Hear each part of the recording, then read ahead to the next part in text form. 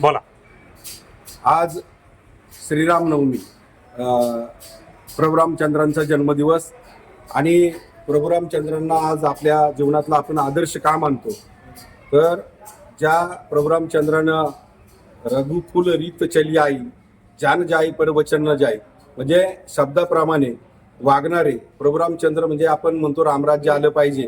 आणि आजही प्रभू रामचंद्रांना आपण सगळ्यांचा आदर्श मानतो आणि आराध्य दैवत मानतो. संकट आलं तरी प्रभू रामचंद्राचं आपण पहिलं नाव घेतो, रामराम म्हणतो, किंवा कोणी भेटलं तर त्याला रामराम करतो. आज आमच्या पिंपळगाव नगरीमध्ये सगळ्यांचं आराध्य दैवत म्हणजे आमचं प्रभू रामचंद्र आहे आणि हे जागृत दैवत आहे. प्रभू रामचंद्राच्या साक्षीनं तुम्ही जर कुठली गोष्ट केली तर देव कधीच तुम्हाला कमी पडू देत नाही किंवा कुठलंही संकट तो दूर करतो आणि तुमच्या प्रत्येक इच्छा अपेक्षा तो पूर्ण करत असतो. आणि या प्रभू रामचंद्राच्या साक्षीनं आज मी या ठिकाणी सांगतोय की नुकतीच जिल्हा परिषद पंचायत समितीची निवडणूक पार पडली. त्या निवडणुकीमध्ये मी जिल्हा परिषदची निवडणूक अपक्ष त्या ठिकाणी लढलो, हे आपल्या सगळ्यांना माहिती आहे. परंतु माझी निवडणूक लढवण्याची तयारी ही आधीपासूनची होती. त्याची पार्श्वभूमी पण आपल्याला माहिती आहे की विधानसभेला आणि लोकसभेला शरद पवारांच्या राष्ट्रवादीला आम्ही समर्थन केलं. त्या बदल्यामध्ये देवदत्त निकमांनी मला जो शब्द दिला तो पाळला नाही आणि मला निवडणूक लढवायची ही माझी पूर्वतयारी असल्यामुळं ऐनवेळेला त्यांनी माझा विश्वासघात केला. तरी सुद्धा मी ती निवडणूक लढण्यावर ठाम होतो आणि लढलो नसतो तर तिकूनही माझ्यावर आरोप झाले असते. आणि निवडणूक लढल्यानंतर प्रामाणिकपणानं आणि इमानदारीने ही निवडणूक लढायला पाहिजे होती. खालच्या पातळीवर जाऊन या लोकांनी, त्यांच्याच काही कार्यकर्त्यांनी आणि त्यांनी अशी अफवा पसरवली की काकांनीच, विष्णू काका हिंगे जे राष्ट्रवादीचे घड्याळाचे उमेदवार होते, ते काकाच त्यांनीच मला उमेदवारी उभं केलंय आणि काकांकडून मला 25-30 लाख रुपये मिळाल्याचा आरोप माझ्यावरती त्या ठिकाणी झाला. आणि याने मी फार व्यथित झालो आणि माझे कार्यकर्ते देखील व्यथित झाले आणि असा अपप्रचार निवडणुकीच्या काळामध्ये त्या ठिकाणी केला गेला. परंतु या ठिकाणी हे आराध्य दैवत या ठिकाणी यायची हिंमत कुणीही करत नाही. मी या प्रभू रामचंद्राला साक्षी ठेवून सांगतो की मी जर काही असं चुकीचं कृत्य केलं असेल तर या ठिकाणी योगायोगाने या प्रभू रामचंद्राचं दर्शन घेण्यासाठी विष्णू काका या ठिकाणी आलेले आहेत. ते देखील या ठिकाणी सत्य परिस्थिती काय आहे ते सांगतील. जर मी काकांकडनं 1 रुपया घेतला असेल किंवा त्यांनी मला जर उमेदवारीला उभं केलं असेल तर काकांनी त्याबाबत हा पुढचा खुलासा करावा आणि प्रभू रामचंद्राच्या साक्षीनं खरं खरं काय असेल ते त्यांनी या ठिकाणी सांगावं.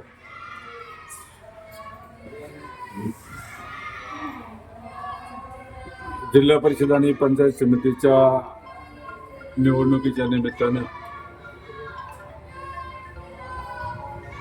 मी राष्ट्रवादी काँग्रेस पक्षाचा उमेदवार म्हणून या ठिकाणी घड्याळ्या चिन्हावर निवडणूक लढलो.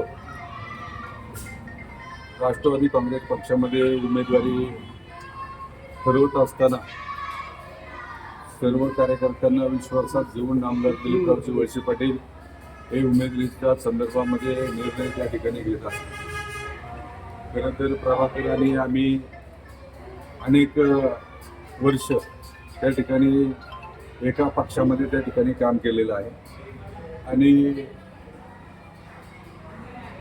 प्रभाकरला मी ज्या वेळेला जिल्हा परिषदच्या आणि पंचायत समितीच्या निवडणुका डिक्लेअर झाल्याच्या नंतर विचारलं की तुमची उमेदवारी त्या ठिकाणी निश्चित आहे का.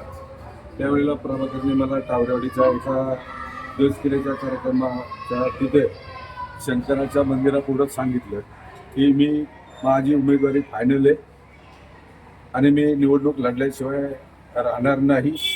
तोपर्यंत माझी उमेदवारी फायनल झालेली नव्हती. त्यांच्यावर काही मंडळींनी आरोप केले की काकांनी त्यांना मदत करून काही पैसे देऊन त्यांना उभं वगैरे केलं. प्रभाकर हा स्वतंत्र विचाराचं व्यक्तिमत्व त्या ठिकाणी आहे आणि मी गेले अनेक वर्षे पाहत असताना त्यांनी एकदा निर्णय घेतल्याच्यानंतर ते त्या ठिकाणी बदलत नाही. आज रामनवमीचा या ठिकाणी उत्सव असताना मी या निमित्तानं नम्रपणे सांगतो की प्रभाकर हे अपक्ष म्हणून त्या ठिकाणी लढलेलं आहे आणि माझ्या राजकारणामध्ये मला पक्षाने टाकलेली जबाबदारी पार पाडत असताना प्रभाकरकडं त्या अख्ख्या निवडणुकीमध्ये ना आमचं बोलणं झालं, ना कोणत्याही गोष्टीवर चर्चा झाली, ना मी त्यांना कोणत्याही प्रकारचं आमिष दाखवलं नाही. इव्हन प्रभाकरला मी अख्ख्या निवडणुकीमध्ये चहा सुद्धा त्या ठिकाणी पाजलेला नाही. एक पैसे तर सोडून द्या, परंतु कोणत्याही प्रकारची मदत मी त्या ठिकाणी प्रभाकरला केलेली नाही. समोरून तर आरोप मोठ्या प्रमाणात होत होते त्यावेळेस. हे बघा, आरोप करणं एखाद्याच्या चारित्र्यावर शिंतोडे टाकणं हे वैचारिकदृष्ट्या हे शोभणारी गोष्ट नाही. काहीतरी त्याला पुरावे असावे लागतात. परंतु काय झाले आजकाल कोणीही उठतं आणि काहीही बोलतं. कोणत्या चारित्र्यावर बोलत असताना फार विचार करून त्या ठिकाणी बोललं पाहिजे. काकांनी सांगितले की तो माझ्याकडून कोणतेही पैसे मी प्रभाकर बांगर यांना दिलेले नाही.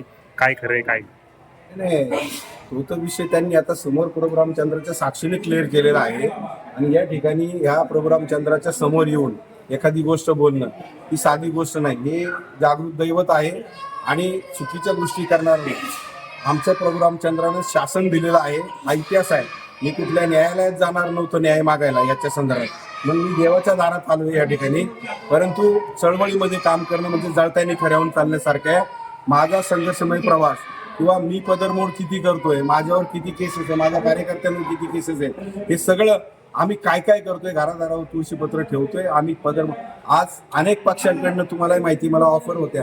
भाजपला तर जिल्हा परिषदचा उमेदवार नव्हता, शिंदे गटाकडनं मला ऑफर होती.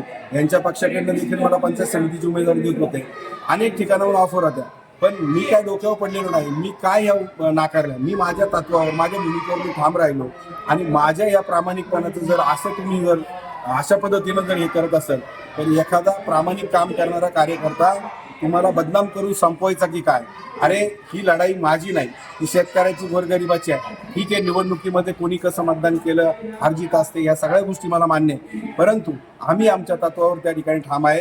आणि अशा पद्धतीनं घाणेरडं राजकारण आरोप करणाऱ्यांना काय उत्तर देणार आता तुम्ही? आरोप करणाऱ्यांच्या बाबतीमध्ये मी तुम्हाला सांगतो, काही स्क्रीनशॉट सुद्धा मी काढलेले आहेत. माझ्याकडे रेकॉर्डिंग पण काही लोकांचं आलेलं आहे. मी त्यांना सांगतो, अफवा पसरवणं, बदनामी करणं हा कायद्यानं गुन्हा आहे. आणि जर या पुढच्या काळामध्ये जर असे प्रकार जर थांबले नाही तर निश्चितपणानं तुम्हाला कायद्याच्या भाषेमध्ये मी तुम्हाला उत्तर देईन. प्रभाकर बांगर हटणारा माणूस नाही. माझे कार्यकर्ते लढणारे कार्यकर्ते आहेत आणि शेवटपर्यंत गोरगरीब आणि शेतकऱ्यासाठी लढणारे. आणि जर अशा पद्धतीने एखाद्या चळवळीतल्या कार्यकर्त्याला बदनाम करू पाहत असाल तुम्ही तर एक लक्षात ठेवा, मी सकाळी राजू शेट्टी साहेबांशी सुद्धा 20 मिनिटं सगळ्या गोष्टी सांगितलेल्या आहेत. मी आपल्या समोर आता राजू शेट्टी साहेबांना फोन लावू शकतो. साहेबांना मी सांगितलं होतं की मला तुम्ही काय शब्द घ्यायला सांगितला होता यांच्याकडून. जिल्हा परिषदचा शब्द देऊन यांनी मला पाळला नाही, माझा विश्वासघात केला. पण एक लक्षात ठेवा, चळवळीतल्या शेतकरी चळवळीतल्या कार्यकर्त्याच्या नादाला लागणं काय असतं येणाऱ्या भविष्य काळात मी तुम्हाला दाखवून देईन. आणि ज्यांनी आज आमच्या बजरंग बांगरांच्या बाबतीमध्ये किसनराव बानकिनी स्वर्गीय अण्णांची एक चूक झाली. शेवटपर्यंत राजकारणामध्ये अण्णांना कधी यश आलं नाही. आणि आता सुद्धा तुम्ही चळवळीतल्या कार्यकर्त्याला बदनाम करण्याचा प्रयत्न केलाय, त्याच्याशी विश्वासघात केलाय. तुमच्या राजकीय कारकिर्दीला कधीच यश येणार नाही. मी प्रभू रामचंद्राच्या साक्षीने सांगतो, यांचं राजकीय कारकीर्द उद्ध्वस्त झाली म्हणून समजा. हे परत कधीच सक्सेस होऊ शकत नाही याची मला 100% खात्री आहे. आणि पुढच्या काळामध्ये मी दाखवून देईन. राहिलेल्या अनेक गोष्टी मी बोलणार आहे, पण त्याच्यासाठी स्वतंत्र पत्रकार परिषद घेऊ.